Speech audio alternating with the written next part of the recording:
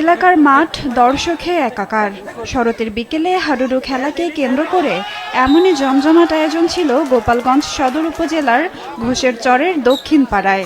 শহীদ লতিফ স্মৃতি হাডুডু টুর্নামেন্টে অংশ নেয় ব্যবসায়ী, চাকুরিজীবী, কৃষক, শ্রমিক ও শিক্ষার্থীদের 4টি দল। পয়েন্ট টেবিলের সেরা 2টি দল খেলে ফাইনাল। শিরোপা জিতে শিক্ষার্থীদের দল। এখানে আমাদের এলাকার গ্রামের সবাই উপস্থিত আছে এবং অন্যান্য জায়গা থেকেও অতিথি আসছে। খুব ভালো লাগছে, খুব ভালো খেলা হইতেছে। আমি বাবার সাথে হাডুডু খেলা দেখতে এসেছি, আমার অনেক ভালো লাগছে।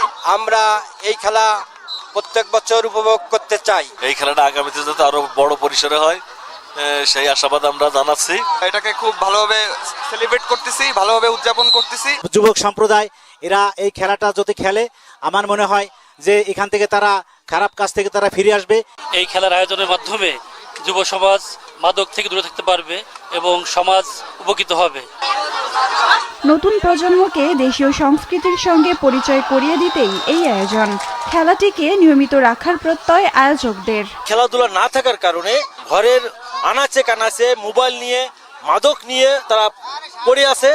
আমাদের উদ্দেশ্য একটাই, যাতে মাঠে ফিরে আসুক, ঐতিহ্যবাহী খেলা ফিরে আসুক, আমরা সেই চেষ্টা করতেছি। তবে এই খেলাটা আমাদের ঘোষেরচর মাঠে যেভাবে আয়োজন করা হয়েছে, সমগ্র বাংলাদেশে এইভাবে খেলাটা হলে আমাদের পূর্ব ঐতিহাসিক খেলাটা জীবিত থাকে।